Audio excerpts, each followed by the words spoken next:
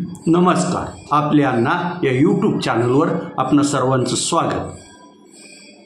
रविवारी शरद पवारांवर आरोपाचा भडीमार करत सोमवारी राज्याचे मंत्री राष्ट्रवादी अजित पवार पक्षाचे ज्येष्ठ नेते छगन भुजबळ सोमवारी शरद पवारांच्या भेटीला सिल्वर ओक बंगले या याच्यावर गेले होते. तर काल राष्ट्रवादी काँग्रेस अजित पवार पक्षाचे सर्वेसर्वा असलेल्या अजित पवारांच्या पत्नी राज्यसभेच्या खासदार सुनेत्रा पवार या शरद पवार यांच्या पुणे येथील मोदीबाग येथील घरी भेटीला गेल्या होत्या. त्यामुळं राज्याच्या राजकीय वर्तुळात आणि सर्वत्रच उलटसुलट चर्चा झाली होती. याच्यानंतर यावर शरदचंद्रजी पवार काहीतरी बोलणार हे नक्की होतं आणि आज त्यांनी दुपारी पत्रकार परिषद घेऊन त्यांना जे याबद्दल काय वाटतं याचं त्यांनी स्पष्टीकरण दिलं. ते म्हणाले, अजित पवार हा घरातलाच माणूस आहे, त्याला घरात नक्की स्थान आहे, मात्र पक्षाबाबत माझ्यासोबत असलेले कार्यकर्ते, नेते, सहकारी हे निर्णय घेतील आणि त्यावरच अजितचा पक्षाबाबतचा निर्णय अवलंबून असेल असं त्यांनी ठणकावून सांगितलं. तर मी राजकारणात जवळपास 50-52 वर्षापासून कार्यरत आहे. अनेक पदं मी भूषवली आहेत, त्यामुळं मला अनुभव आहे आणि माझ्या अनुभवाचं हे घेण्यासाठी लोक मला भेटायला येतात. परवा छगन भुजबळही त्यासाठीच आले होते. त्यांनी राज्यातील मराठा आणि ओबीसी याच्यामध्ये सुरू असलेल्या संघर्षाबद्दल मी काहीतरी भूमिका घ्यावी असं मला त्यांनी सुचवलं आहे. मी अजून त्यावर निर्णय घेतलेला नाही आणि काय त्यावर निर्णय घ्यायचा हे मी ठरवेल आणि तो लवकरच जाहीर करेल. यामुळं एकतर पवारसाहेबांनी त्यांची आपली बाजू मांडली आहे.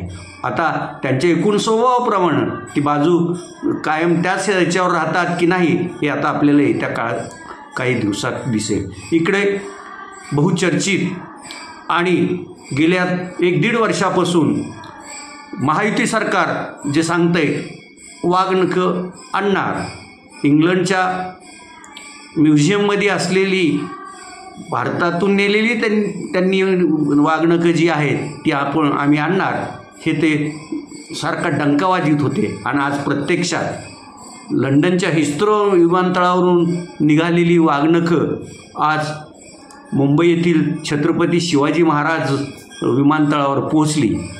त्यानंतर ती अगदी बंदोबस्तात साताऱ्याकडे रवाना करण्यात आली आणि उद्या कोल्हापूर येथे या वाघनखाच्या आगमनाचा मोठा समारंभ पण महाराष्ट्र शासनातर्फे केला जाणार असून एक प्रकारे हे लोकांना हे करण्याचाच प्रयत्न, लोकांच्या भावनांचं कॅश करण्याचा प्रयत्न असणार आहे हे मात्र नक्की असं जाणकार लोक, इतिहासतज्ञ आणि जाणकार लोक सांगतात. मात्र काही इतिहासतज्ञांच्या मतं ही शिवाजी महाराजांची वाघनखं नाहीत हे ठाम आहे आणि ते ठणकावून पण सांगतात. आणि शासनही ही फक्त वाघनखं आहेत एवढंच आता म्हणायला त्यांनी पण सुरुवात केली आहे.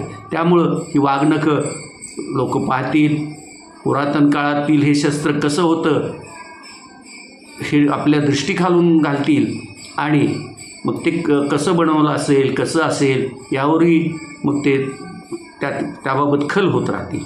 त्यानंतर कोल्हापूरनंतर ही वाघनखं सातारा येथील म्युझियममध्ये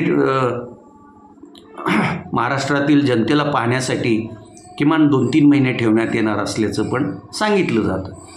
सध्या सर्वत्र पाऊस कमी जास्त प्रमाणात सुरू आहे, त्यामुळं साहजिकच गावात आणि शहरातही नाल्यात तुंबण्याचे प्रकार घडत आहेत आणि त्यामुळंच डासाची उत्पत्ती वाढली आहे आणि यामुळं लोकांना डेंग्यूची लागण होण्याची संख्याही हळूहळू वाढत आहे.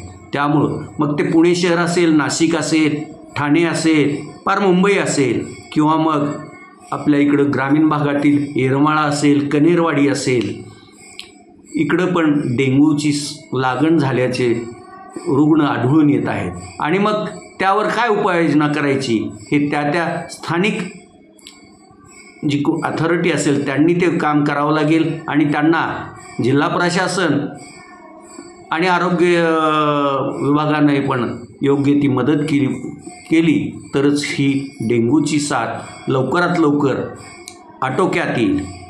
त्यासाठी मग डास होणार नाहीत याची काळजी करावी लागेल, कुठंही डबकी साचणार नाहीत याच्याकडेही लक्ष द्यावं लागेल, तरच हे शक्य होईल. नाहीतर मग डेंग्यूची साथ सर्वत्र फैलावयास वेळ लागणार नाही हे नक्कीच. तुर्तास आज एवढंच. धन्यवाद.